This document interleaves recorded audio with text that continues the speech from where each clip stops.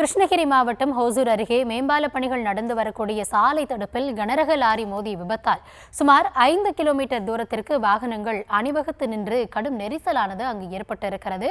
இதுகுறித்த விவரங்களோடு எம்முடைய செய்தியாளர் ஆனந்தபாபு இணைந்திருக்கிறார். ஆனந்தபாபு, வணக்கம். இந்த விபத்தில் யாருக்காவது ஏதாவது காயம் ஏற்பட்டிருக்கிறதா? அந்த ஆக்சிடென்ட் ஆன லாரி அந்த இடத்திலிருந்து அகற்றப்பட்டு விட்டதா?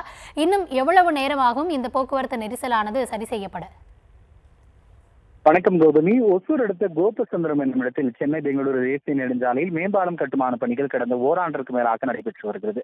இந்த பணிகள் மந்தமாக நடைபெற்று வருவதாக பொதுமக்கள் மத்தியில் புகார் இருந்து வரும் நிலையில்தான் இருபுறங்களிலும் வாகனங்கள் சர்வீஸ் சாலையில் இயக்கப்பட்டு வருகிறது.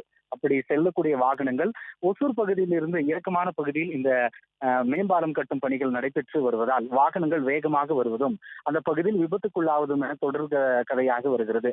தற்போது வரை ஏராளமான உயிரிழப்புகளும் 2 நாட்களுக்கு ஒரு முறை விபத்துகள் என நடந்து வரக்கூடிய சூழலில் தான் இன்று காலை கிருஷ்ணகிரியில் இருந்து ஒசூர் நோக்கி சென்ற கனரக லாரி ஒன்று வேகமாக சென்று சாலை தடுப்பில், அதாவது மேம்பால பணிகள் நடைபெற்று வரும் சாலை தடுப்பில் மோதி விபத்துக்குள்ளானது. அப்போது லாரி சாலையிலேயே நின்றதால் ஒசூரில் இருந்து கிருஷ்ணகிரி நோக்கி செல்லக்கூடிய சாலையில் 5 கிலோமீட்டர் தொலைவிற்கு போக்குவரத்து நெரிசல் ஏற்பட்டது. பின்னர் சூளகிரி போலீசார் அந்த விபத்திற்குள்ளான லாரியை மீட்கும் பணியில் ஈடுபட்டு தற்போதுதான் அந்த லாரியை அப்பகுதியில் இருந்து மீட்டிருக்கிறார்கள். இதனால் 1 மணி நேரத்திற்கு மேலாக போக்குவரத்து பாதிக்கப்பட்டுள்ள நிலையில் தற்போதுதான் மெல்ல மெல்ல இந்த போக்குவரத்து சீர் செய்யப்பட்டு வருகிறது.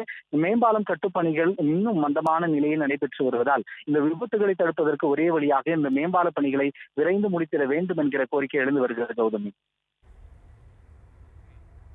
கள தகவல்களுக்கு நன்றி ஆனந்த் பாபு.